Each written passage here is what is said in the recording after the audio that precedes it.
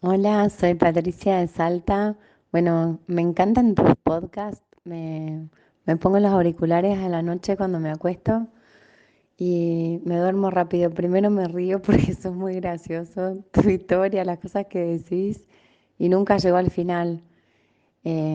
Así que te agradezco un montón, te agradezco un montón el tiempo que le dedicas a esto, las ganas, los temas insólitos.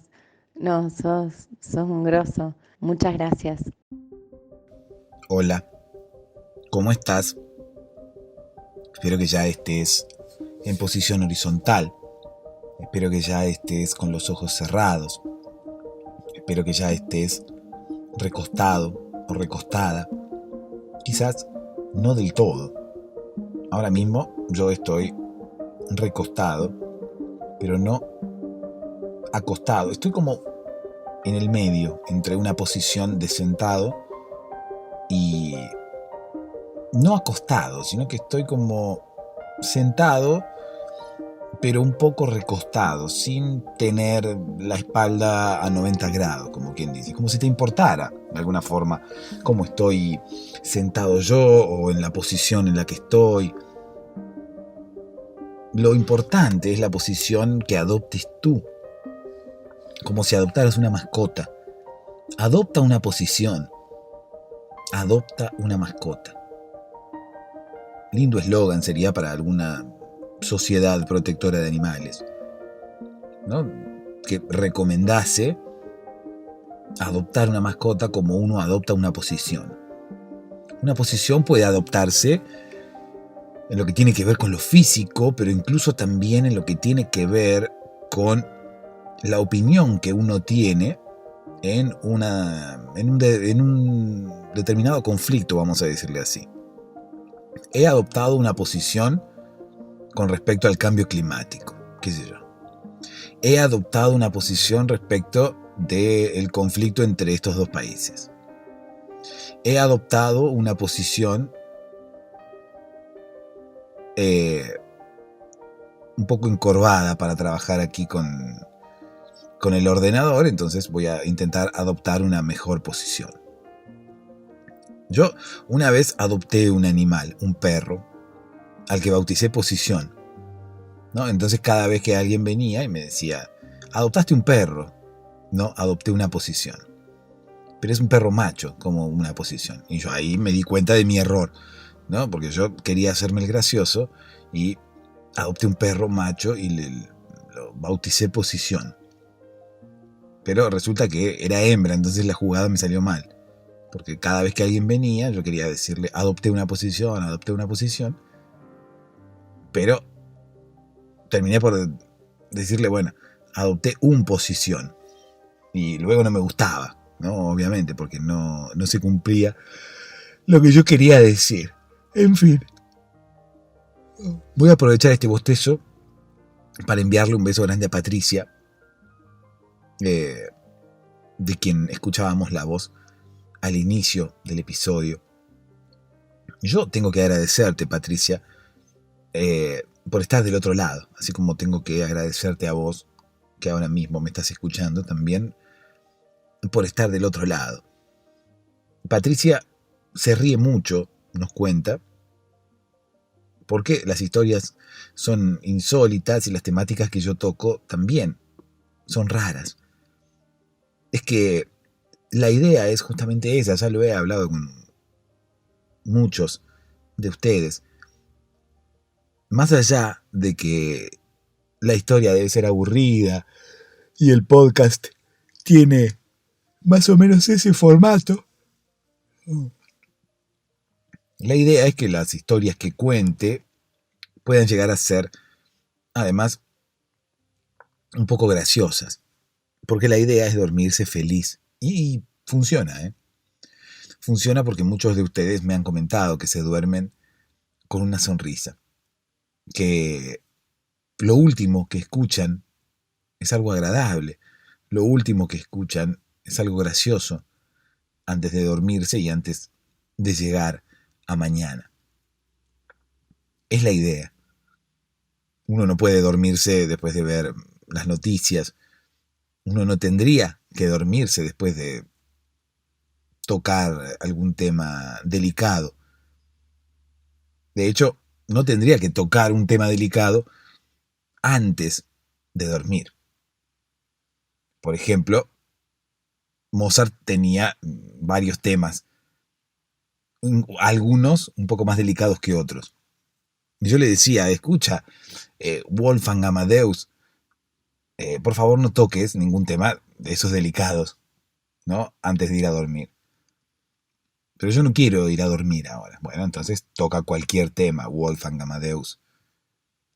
Luego, se hacía un poco más tarde, y yo le decía, cuidado, Wolfgang Amadeus, no toques ningún tema delicado, porque ya te estás yendo a dormir. Es cierto, me decía Wolfgang Amadeus. Voy a tocar los temas más simples, ¿no? ¿Por qué? Porque el saber popular dice que no hay que tocar ningún tema delicado antes de dormir. Así que por favor, Wolfgang Amadeus, hagámosle caso al saber popular, hagámosle caso a los dichos populares y concentrémonos en tocar temas triviales. Eso dice el saber popular, que antes de dormir debemos tocar temas triviales para no irnos a la cama con...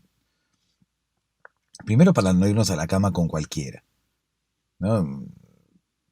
La idea es no irse a la cama con cualquiera. La idea es decidir uno con quién quiere irse a la cama. Pero más allá de decidir con quién, si el día de hoy no te vas a ir con nadie a la cama, te vas a ir solo o sola,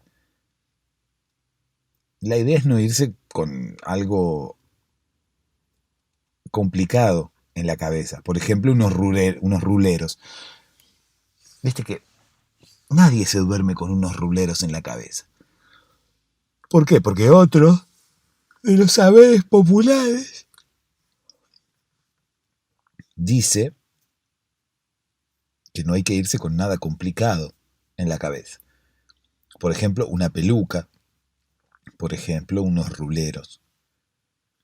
Entonces, todas aquellas personas que usen peluca o que usen ruleros, se los quitarán antes de ir a acostarse, porque eso indica el saber popular.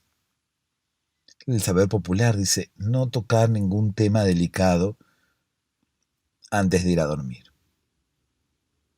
Yo le dije, Wolfgang Amadeus, toca algún tema simple, ¿no? Algún tema que tenga muchas notas o muchos pasajes o las notas sean difíciles.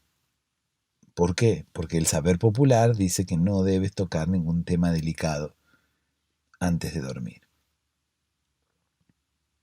Sácate los ruleros, sácate la peluca. No vayas a dormir con una peluca puesta. ¿Por qué?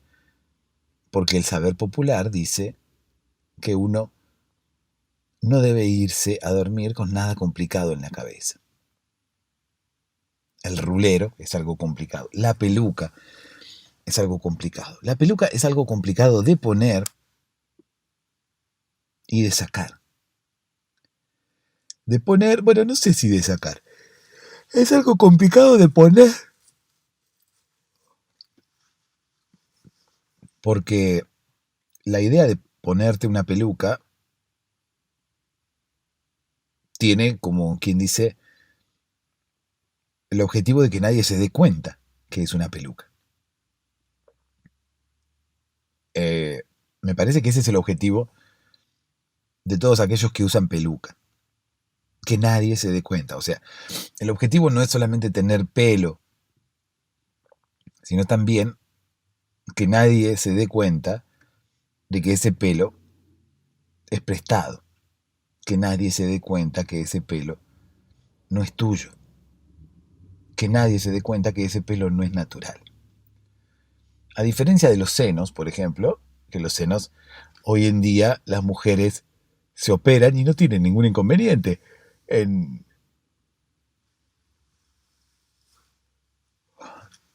Hoy estoy bostezando un poco más que siempre.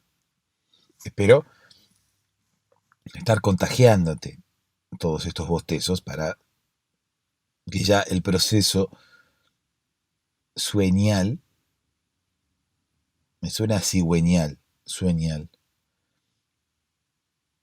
para que el proceso sueñal esté comenzando en ti. Oh, hermano, quiero que bosteces para que el proceso sueñal pueda comenzar en ti. ¿Está comenzando el proceso sueñal en ti? ¿Cómo saberlo? Oh, querido podcaster, ¿cómo hago para saber si el proceso sueñal está comenzando en mí? ¿Cómo hago para saber si ya me estoy por dormir? Deberíamos venir con una especie no de cronómetro, sino de, ¿cómo se llaman esos? Las cuentas regresivas,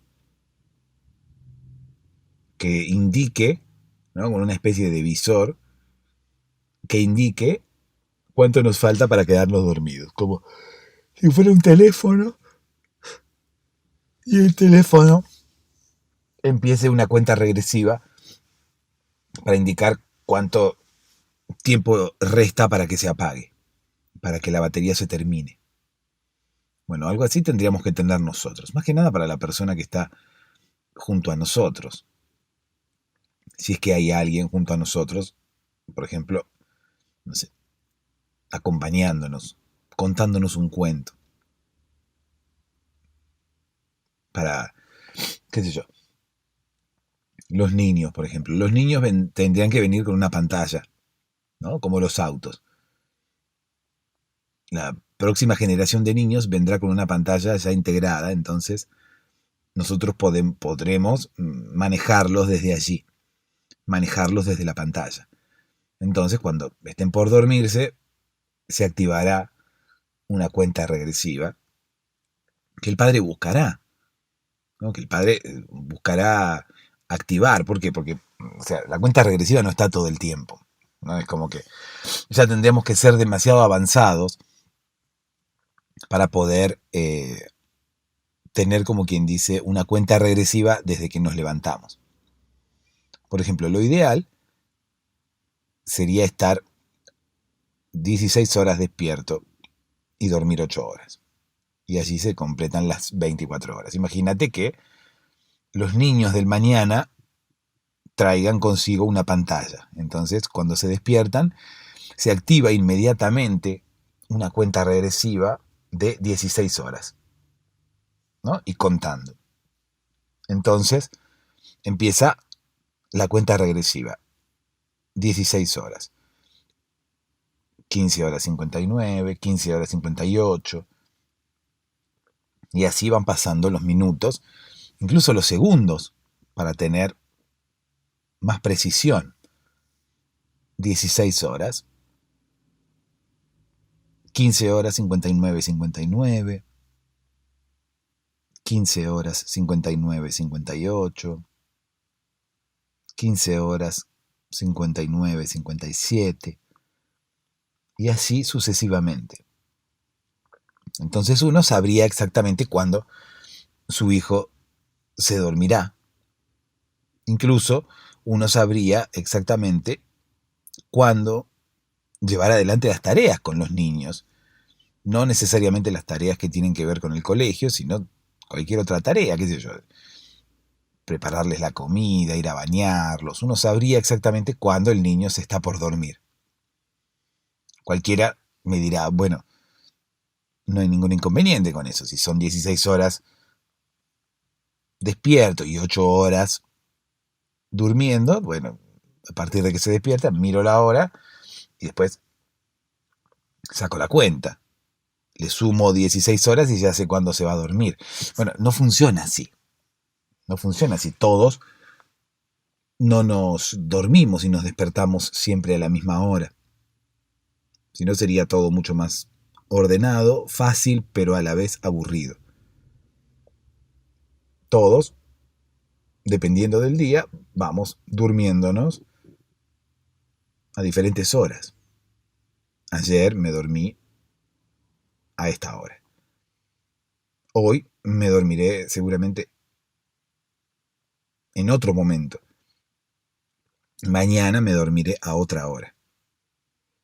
Entonces es imposible saber cuándo el niño se dormirá. La cuenta regresiva serviría para eso, para que uno sepa cuánto tiempo le queda despierto al niño. Entonces uno puede planificar.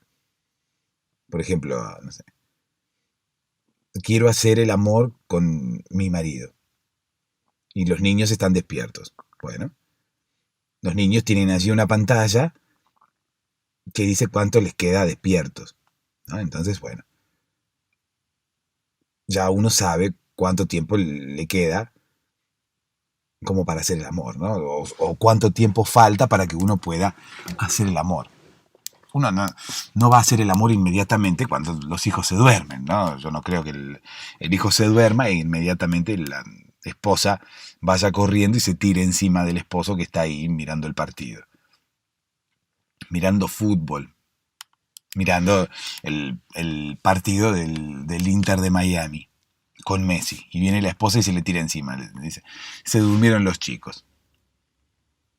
No, pero si el niño trajera una pantalla consigo, ¿no?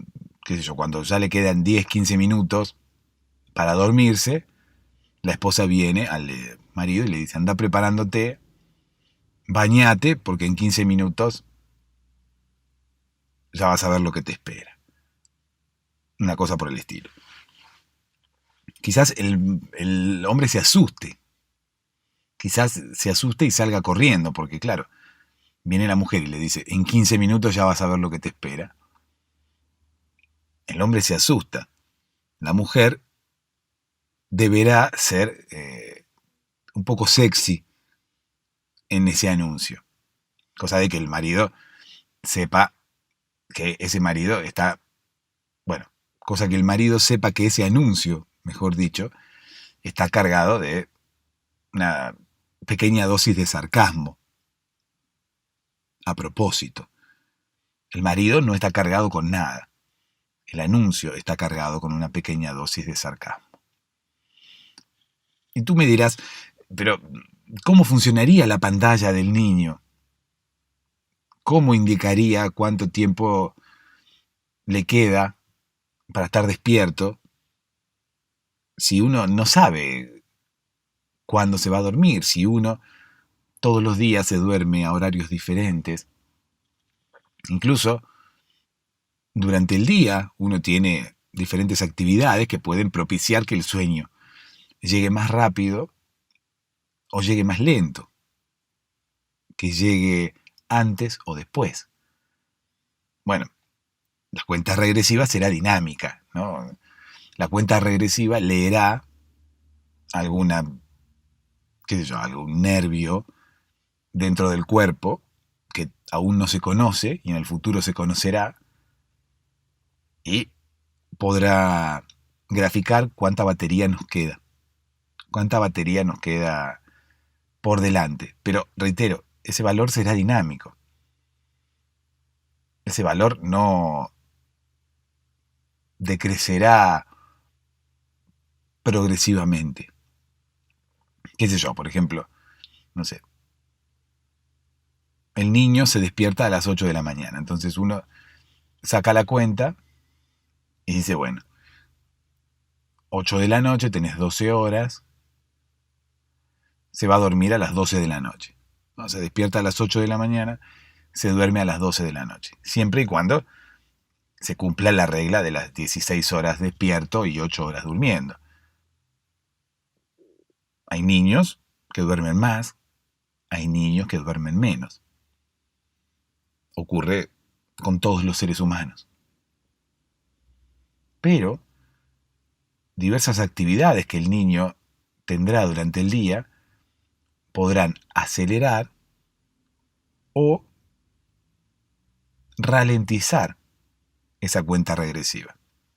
Entonces, el tiempo que el niño se mantenga despierto, el tiempo que reste para completar esa cuenta regresiva, se irá modificando sin que nosotros podamos controlarlo, solamente porque el cuerpo es una máquina muy sabia, es una máquina perfecta que irá más o menos intentando administrar la batería restante de la mejor forma posible. Entonces, esa cuenta regresiva quizás sea por tiempo o quizás sea por porcentaje de batería, así como un teléfono, ¿no? Entonces, arranca a las 8 de la mañana con 100 y va decreciendo de acuerdo a la actividad que uno vaya realizando. Esta pantalla se implementará en niños y luego la tendremos todos. En realidad, el niño tendrá la pantalla hacia el exterior para que los padres, a través de una contraseña, a través de un password, puedan acceder a las configuraciones del niño. No es cuestión de que cualquiera por la calle ande sabiendo cuánta batería le queda al niño. Y luego, esa pantalla también la usaremos los adultos. Ocurre que la pantalla de los adultos no estará hacia afuera, sino que será algo privado, porque los adultos nos cuidamos solos. No necesitamos que nuestros padres vengan y se fijen cuánta batería nos resta. Nosotros debemos saber cuánta batería nos resta. Entonces, bueno, la pantalla nuestra será, qué sé yo, algo personal y privado. No mirará hacia afuera, porque no requerirá del control de ningún otro ser humano, sino que la tendremos nosotros en un lugar privado y solamente podremos nosotros mirarla y administrarnos a través de esa pantalla. Esa pantalla será como una especie de visor de lo que nos va ocurriendo dentro. Como para uno darse cuenta, ¿no? Viste que los automóviles antes no traían nada. Y ahora traen una computadora de a bordo y cada vez traen más pantallas, como para que uno pueda llegar a ver qué es lo que le ocurre al auto. Y el auto te va tirando ahí qué es lo que le ocurre, ¿no? Te dice, por ejemplo, no sé, falla tal cosa. La rueda de esta no tiene aire. Los frenos de la rueda de atrás requieren mantenimiento. Le falta agua. Bueno, y uno todo eso lo va viendo en la pantalla, ¿no? Y más o menos lo mismo sería para nosotros. Uno tendría la pantalla ahí y la pantalla indicaría, ¿no? Bajo nivel de agua. Entonces uno va y se toma un jugo. No sé. Batería restante 50%. ¿Por qué? Porque uno, no sé, hizo mucha actividad física, tuvo un día bastante agitado e incluso anoche no durmió bien. Entonces, ahí la pantalla a mitad del día ya marca un 50% de batería. ¿Uno puede alargar ese 50% de batería? Bueno, depende, ¿no? O sea, no tiene que ver con la pantalla, tiene que ver con nosotros como seres humanos. Si uno se pone a pensar en un teléfono, el teléfono, cuando uno tiene un 50% de batería, por ejemplo, lo puede recargar, como cualquier aparato que funcione con una batería. Ahora, un ser humano puede alargar su batería sin dormir, ¿no? Por ejemplo, si uno tiene el 50% ahí y dice, bueno, me voy a dormir como para ampliar un poco mi batería. Entonces va, se duerme una siesta y cuando se levanta tiene un 70%, por ejemplo. Puede uno, no sé, comer algo para tener un poco más de energía y alargar su batería, ¿no? Se come un brócoli.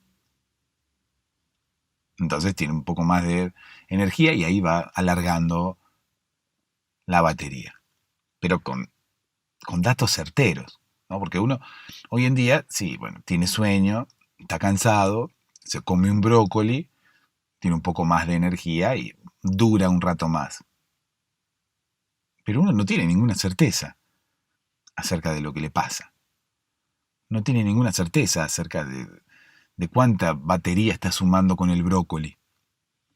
No tiene ninguna certeza acerca de cuándo se va a agotar esa batería. No tiene ninguna certeza acerca de si hay algún tipo de falta en el cuerpo, algún tipo de deficiencia, si hay algo que está funcionando mal. Entonces, mediante esa pantalla, mediante esa computadora de a bordo, uno puede tener los datos del funcionamiento de su cuerpo siempre a mano, todo el tiempo. Faltan vitaminas, dice. ¿No? Te hacen falta vitaminas. Además, sería bueno implementar esa pantalla con canciones, ¿no? Entonces, cuando, no sé, hagan falta vitaminas, uno puede poner una canción de Soda Stereo, ¿no? Que la canción empiece a sonar. Ahí te hacen falta vitaminas. Entonces, uno sabe que le están haciendo falta vitaminas. Lo mismo, no sé, cuando nos faltan proteínas o cuando faltan, no sé, cualquier sustancia que le haga falta al cuerpo, ¿no? Está faltando hierro. Dice, ácido fólico. Una embarazada ahí dice, falta ácido fólico. Entonces uno sabe ahí qué es lo que tiene que incorporar. Se puede llegar a prestar a confusión, ¿no? Porque si uno tiene la computadora allí, la pantalla, y le te hace falta hierro. Entonces uno puede ir y comprar, no sé, 2 o 3 barras de hierro y que se las lleve un flete a su casa. La pantalla también podría, de alguna manera, llamarnos la atención, ¿no? La pantalla dice, hace falta hierro, y uno va y compra hierro, e inmediatamente en la pantalla sale un cartel, una pantalla roja, ¿no? Estúpido, te hace falta hierro dentro. Y allí en ese momento uno piensa que es una especie de Robocop que tiene hierro dentro y ese hierro, no sé, se está oxidando o algo le pasa. Entonces la computadora le está diciendo que a uno le falta hierro dentro. ¿Qué pasa? ¿Qué pasa con mi hierro interior? ¿Seré yo una especie de Robocop? ¿Tendré los huesos de hierro? Y ahora mismo se están oxidando. Es por eso que la computadora me dice que me falta hierro dentro. Tendré que comerme esta barra de hierro. Entonces ya en este momento la pantalla, la computadora de a bordo vuelven a emitir una alerta aún peor, ¿no? Y el insulto es todavía peor como para que el ser humano reaccione y se dé cuenta que el hierro tiene que ingerirlo, por ejemplo, en un alimento, por ejemplo, no sé, comiendo hígado, ¿no? El hígado tiene mucho hierro. Sí, el otro día me lastimé las encías.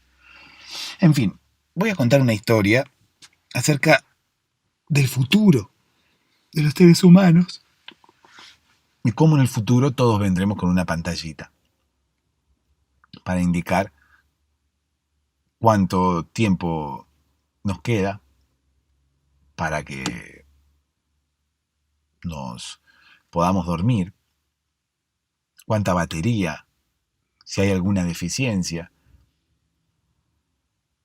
Incluso algunos científicos quieren lograr que esa pantalla tenga como toda la información acerca del cuerpo, toda la información acerca del funcionamiento del cuerpo, incluso cuánto nos queda sobre la Tierra.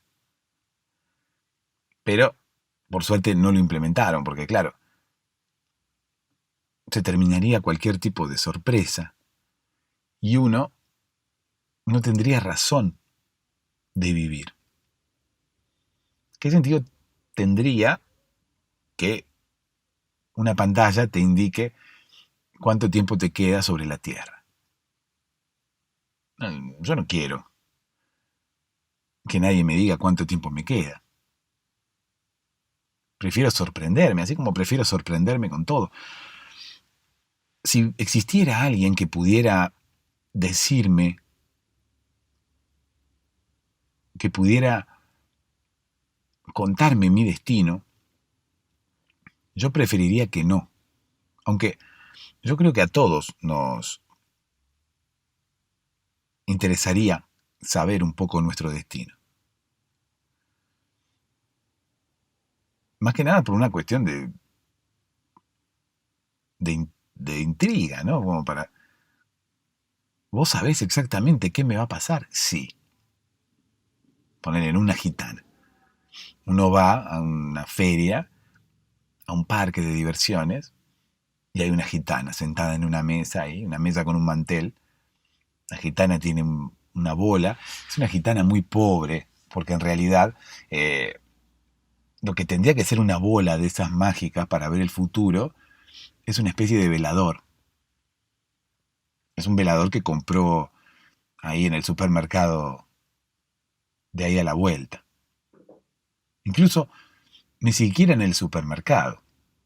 La gitana está sentada en una mesa y tiene un velador que compró ahí mismo, en la parte de la feria en donde canjean los puntos.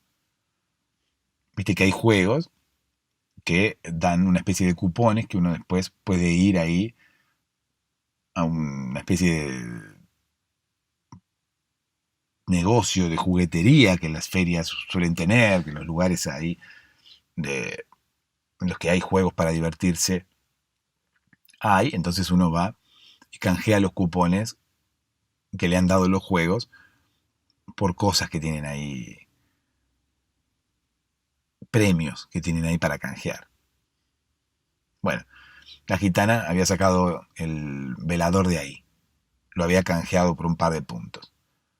O sea, vos ibas a las ferias y ahí donde se canjean los puntos, donde se canjean los cupones, había, no sé, 20 veladores iguales a los que tenía la gitana, que la gitana se hacía pasar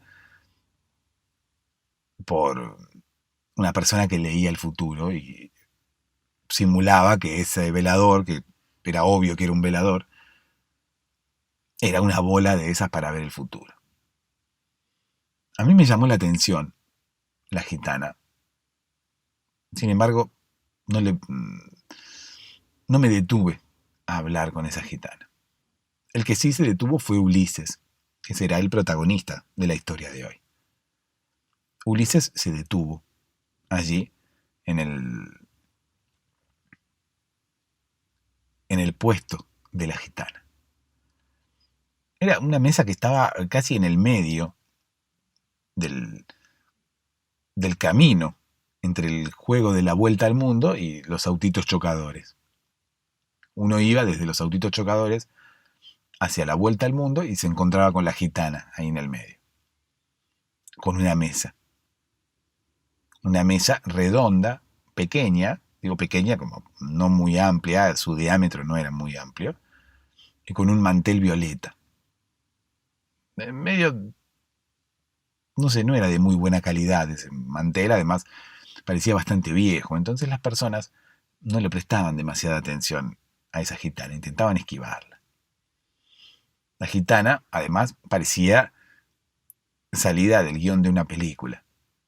Tenía el velador con la bola, incluso tenía unos naipes que mezclaba y mezclaba y mezclaba. Parecía no cansarse nunca de mezclar esos naipes. ¿Por qué mezclaba los naipes la gitana? Bueno, por una cuestión de marketing, ¿no? Uno, cuando ve una gitana en el medio de una fiera, no, en el medio de una fiera no, en el medio de una feria. Hay ferias, fieras, y hay fieras en las ferias. Bueno, ya no, porque aquellos proteccionistas reclaman que no haya fieras en las ferias, ni en los circos, porque anteriormente en los circos había tigres y elefantes que hacían pruebas.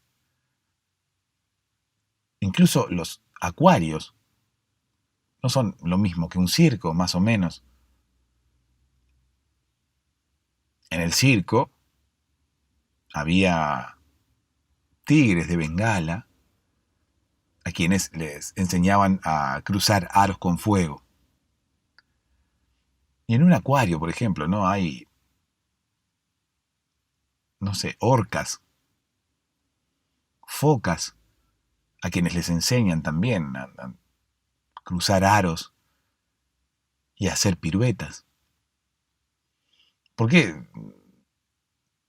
no se utilizan más animales en los circos y se siguen utilizando animales en los acuarios?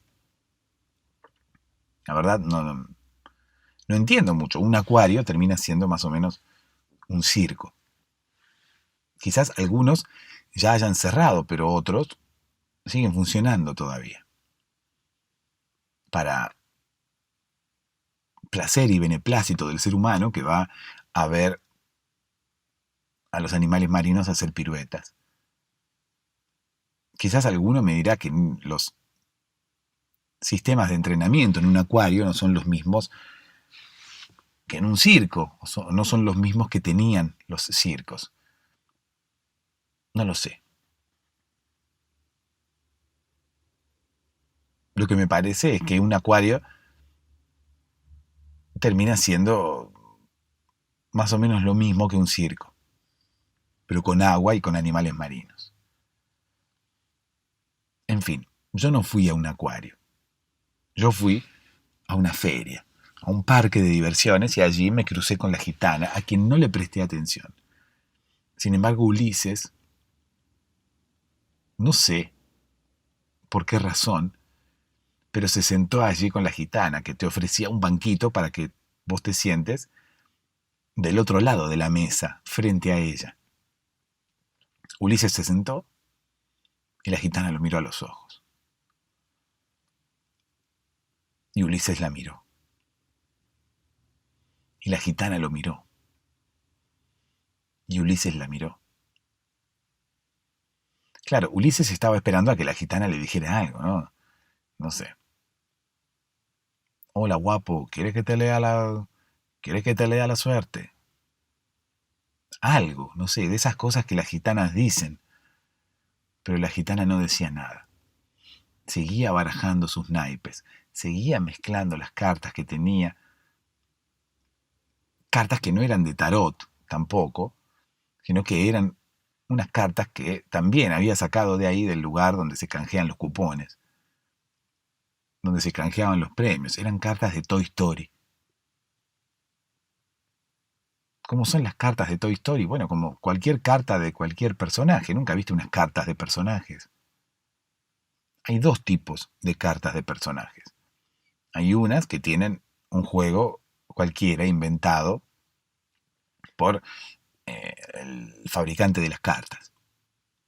Un juego especial para jugar con esas cartas. Que algunas pueden llegar a tener puntaje, dependiendo quizás del personaje que esté en cada una de las cartas y demás. Juegos bastante aburridos. Eso hay que decirlo. Los juegos de cartas que no son aquellos juegos clásicos que se juegan con las cartas, suelen ser bastante aburridos. Cuando uno compra un juego de cartas, por ejemplo, de Toy Story, esos juegos no suelen tener, como quien dice, mucho éxito entre los niños. Si vos a un niño le regalás un juego de cartas de Toy Story, lo más probable es que lo use una vez y después no lo use más. Entonces, fíjate, querido regalador, querido tío regalón, tú que ansías controlar mi vida, la paz, sin tu alegría, seré un pringao. No, tú, tío regalón, que quieres hacerle un regalo a tu sobrino, que cumple años. Fíjate, y no le regales las cartas de Toy Story, porque el juego de las cartas de Toy Story suele ser un juego bastante aburrido. Por favor, intenta invertir un poco más de dinero en el regalo de tu sobrino y cómprale alguna otra cosa que él vaya a utilizar un poco más. Por favor, porque el regalo es plata tirada. Es dinero eh, mal invertido. Es dinero que comprarás, perdón, es dinero que gastarás comprando ese juego de cartas y nadie lo usará. Más que una vez. 2 veces como mucho. Y si no, te recomiendo, tío regalón, que ahorres dinero. Te recomiendo que no le compres un regalo ahora y sumes el dinero que gastarías ahora y el dinero que gastarías en el próximo regalo y en vez de comprar 2, compres uno, pero un poco mejor. Ese es más o menos el nuevo sistema de regalos que se implementa en varias fiestas, ¿no? En una boda, por ejemplo. En una boda ya no se estila llevar regalos. Ya ahora uno tiene que dejar el dinero que hubiera gastado en el regalo, ¿no? Yo recuerdo que se hacían listas de regalos en lugares determinados, o se estilaba regalar cosas que una pareja de recién casados pudiese usar, ¿no? ¿Qué sé yo? Un juego de cubiertos, un juego de sábanas, cosas para la casa nueva, porque supuestamente en un determinado momento las parejas que se casaban recién comenzaban a vivir juntas después de casados. Es por eso que las personas les regalaban cosas que uno necesita para la casa. Cosas que uno necesita para la casa y en teoría no tiene, porque está armando su casa. Armando la casa de Armando. Armando se casaba con Sabrina. Y ellos, luego de la boda, se irían a vivir juntos, como se estilaba antes. Incluso, luego de la boda, vendría la noche de bodas, un momento muy esperado por Armando, ya que ninguno de los dos había tenido relaciones nunca. Estoy hablando de relaciones sexuales. Si era una pareja como las de antes, bueno, las parejas de antes no tenían sexo hasta después de la boda. Imagínate no tener sexo hasta después de la boda. No convivir con esa persona hasta después de la boda. Hoy en día es algo, me parece, impensado, ¿no? Seguramente alguien debe practicar todavía esas costumbres. Y respeto a quien lo haga, no tengo ningún inconveniente, pero me parece que no es la mejor forma, porque si uno se pone a pensar, uno decide casarse con alguien y no sabe ni siquiera cómo será la convivencia con esa persona. Uno decide casarse con alguien y no sabe ni siquiera cómo serán las relaciones sexuales con esa persona. Imagínate que uno el sexo con esa persona no lo disfrute y uno ya está casado. E inmediatamente, un par de horas después de haberse casado, uno tiene sexo con su flamante esposa o con su flamante esposo y no le gusta. Y dice, no, o sea, es como haberse comprado, no sé, algo sin habérselo probado y que no tiene cambio. Uno no hace esas estupideces. Uno no se compra algo que no tiene cambio y no se lo prueba. hay que probárselo porque después no lo vas a poder cambiar. Y si no te gusta cómo te queda, o si no te anda, o si te queda grande, no lo vas a poder cambiar. Y eso pasaba con el matrimonio. Igualmente, las personas hacían un esfuerzo porque las costumbres antes eran sagradas. Las decisiones, incluso que uno tomaba, eran sagradas. Entonces, si uno se casaba y después no le gustaba vivir con esa persona porque, qué sé yo, dejaba las medias sucias por todos lados, uno ya se había casado y tenía que ser fiel a su promesa, ¿no? Uno había jurado que seguiría en pareja con esa persona hasta que la muerte lo separe. Y uno tenía que ser fiel a ese juramento, además de ser fiel al de las medias mugrientas. Y uno se desayunaba quizás al otro día cómo iba a ser la vida con esa persona que había elegido casi a ciegas. Y si no te gusta después vivir con esa persona porque no te gustan sus costumbres, no te gusta su intimidad, yo creo que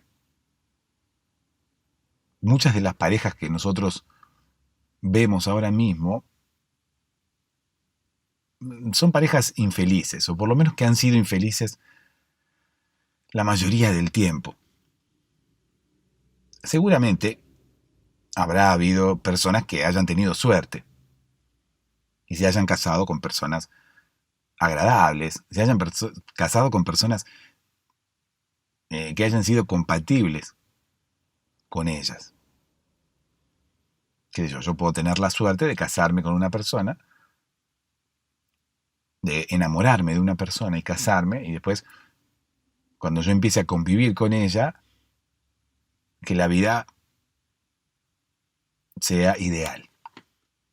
Y de que no me arrepienta de haberme casado con esa persona porque la convivencia es perfecta, porque tenemos más o menos las mismas formas de hacer las cosas, o incluso que las cosas que hace uno al otro no le molestan demasiado, porque siempre vas a tener desencuentros, ¿no? Siempre vas a tener opiniones diferentes acerca de determinadas cosas, pero como que nada es tan grave como para que empañe lo lindo de haberme cansado contigo, oh querida Laura.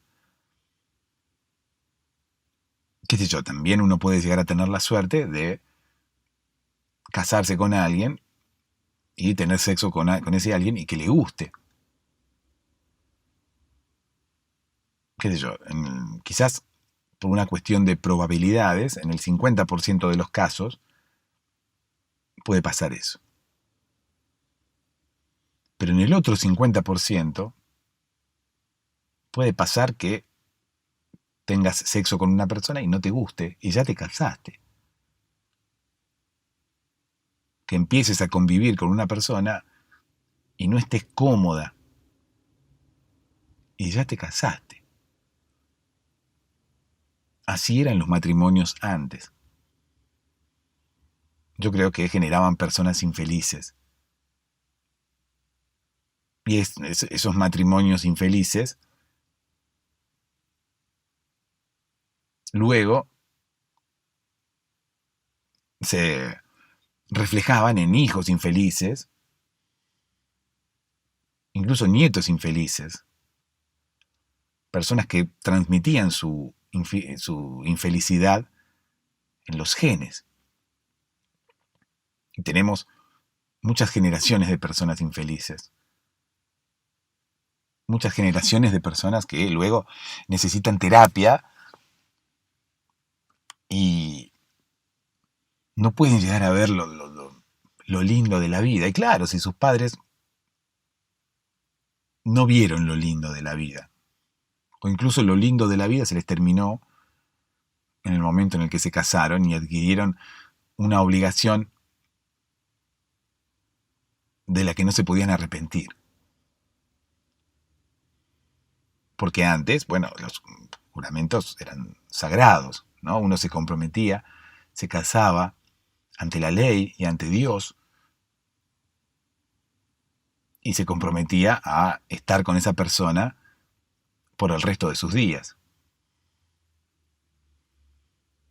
Y las personas muchas veces cumplían, a pesar de no ser felices o a pesar de no estar tan de acuerdo con la decisión que habían tomado, se habían comprometido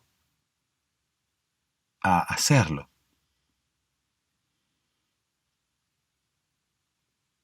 Y antiguamente esos compromisos no se rompían por nada del mundo. Si uno era infeliz, bueno, tenía que joderse. Porque era lo que uno había elegido y uno había jurado que iba a estar con esa persona por el resto de sus días. Y así era. Hoy ya no ocurre eso. O por lo menos en la mayoría de los casos. Las parejas terminan por convivir antes de casarse. De tener sexo, ni hablar, ¿no? Tienen sexo incluso antes de planificar casarse algún día. De hecho, hay parejas que ni siquiera se casan. Y el casamiento ya no está tan instaurado como antes, o por lo menos no es tan necesario como antes. Además, los divorcios y las separaciones existen. Aún habiéndose casado anteriormente, las parejas se divorcian sin ningún tipo de problemas. Claro, antes de tener una vida de infelicidad, y la tengo con infidelidad. Cada vez que quiero decir infelicidad, termino por decir infidelidad. Bueno, las infidelidades también existen en una pareja, esté casada o no esté casada. Pero a lo que voy, ya el juramento de sí hasta que la muerte nos separe, ya uno pone en la balanza y dice, sí, yo juré, pero no voy a ser infeliz toda mi vida. Así que mejor me separo. Y listo. Por suerte, las cosas pasan así. Porque realmente pienso que generaciones y generaciones de personas no fueron felices. Porque gracias a esas costumbres de antaño, que vaya a saber uno quién inventó o quién dijo que las cosas tenían que ser así, uno debía casarse con otra persona, si quería casarse, uno primero debía casarse, porque anteriormente era como mal visto, estaba como mal visto no casarse con su pareja, ¿no? Uno tenía que casarse incluso a una determinada edad. Pero más allá de eso, uno debía casarse casi a ciegas, sin conocer a la otra persona en la intimidad, que es al fin y al cabo lo más importante, y no estoy hablando solamente de sexo, sino que estoy hablando de intimidad en general, ¿no? Convivir con la otra persona. Uno estaba, como quien dice, comprando un boleto de avión a quién sabe dónde, sin conocer el destino. Y lo peor de todo es que ese boleto de avión era para toda la vida. Uno estaba comprando su destino casi a ciegas. Reitero, esa debe ser una de las razones por las que tantas personas son infelices. Esa quizás sea una razón también para justificar algunas infidelidades. Ahora sí, dije infidelidades. No voy a decir que el sistema de matrimonio antiguo es el culpable de las infidelidades, ¿no? Las infidelidades existen en cualquier ámbito y motivadas por cualquier situación. Pero bueno, qué sé yo. Si uno se compromete a estar con una misma persona durante toda su vida y no puede renunciar a su compromiso, y no quiere tampoco renunciar a su compromiso, pero no es feliz, incluso, no sé, haciendo el amor con su esposa, no es feliz, no lo voy a justificar, pero seguramente va a intentar tener sexo con alguien más en algún momento de la vida. Y seguramente lo va a hacer de forma oculta, porque claro,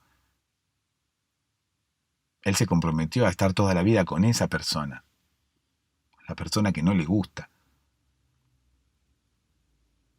y se comprometió a serle fiel, no a ir a acostarse con otro.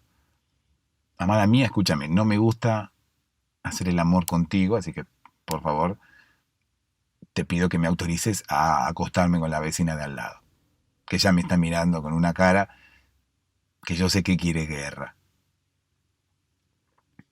Y no, no pasaba eso. Pero lamentablemente, las costumbres antiguas motivaban estas cosas. Porque claro, si vos me obligás, o yo me obligo, porque soy un estúpido, pero si yo me obligo a estar toda la vida con una persona que no conozco, obviamente que todas estas cosas tienen más probabilidades de ocurrir.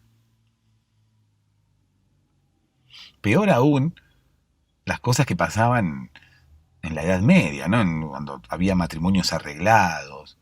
Porque, qué sé yo, las cosas fueron evolucionando, pero mal o bien, nosotros, en, en los tiempos modernos, por decirlo de alguna forma, elegimos con quién casarnos. Por más que en su momento las personas no tuvieran sexo antes de la boda,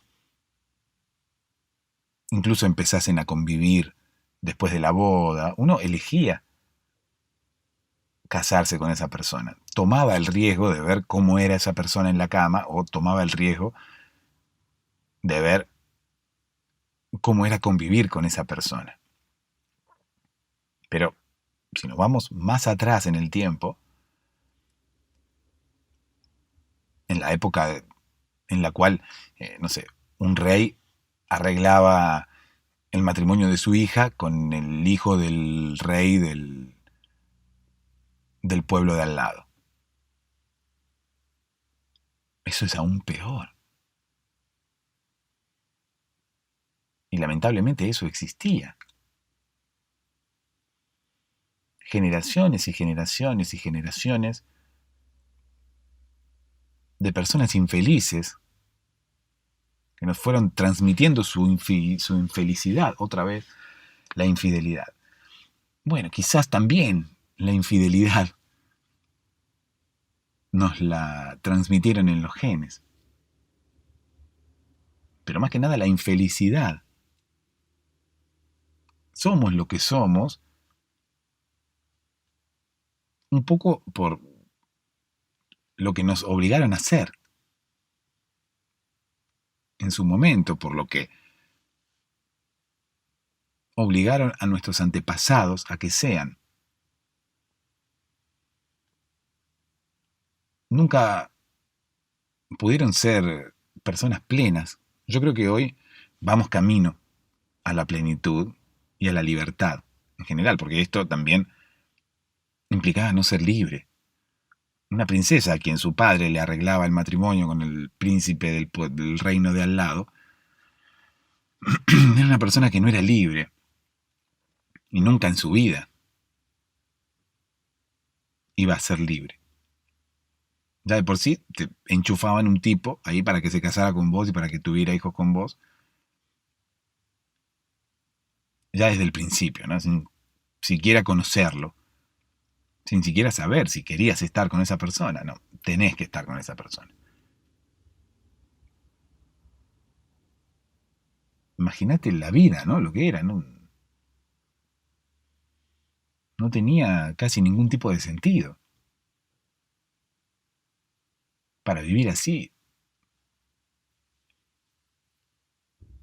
Bueno, y la sociedad fue avanzando y se fue ayornando, ¿no? Y pasó de los matrimonios arreglados a los matrimonios por elección, pero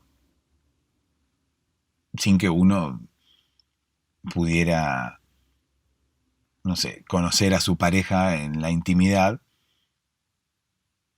antes de la boda. Todo tenía que pasar después.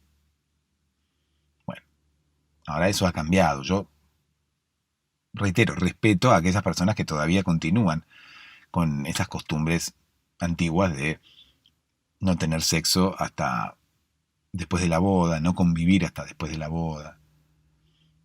Muchas veces eh, son cuestiones religiosas. Aquellas personas que continúan manteniendo esas costumbres, muchas veces lo hacen por una cuestión religiosa. Y es totalmente respetable, pero me parece que no es sostenible en el tiempo. Me parece que en el futuro todo cambiará, todos cambiarán y esas costumbres no existirán más. Quizás seamos un poco más libres, quizás seamos un poco más felices, sin ataduras y sin condiciones impuestas por la cultura, por la sociedad o por la historia. Seguramente seremos un poco más felices y luego de un par de generaciones eso se empezará a notar.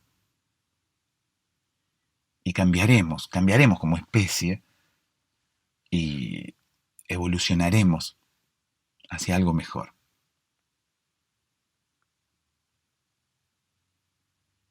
Dulce sueño.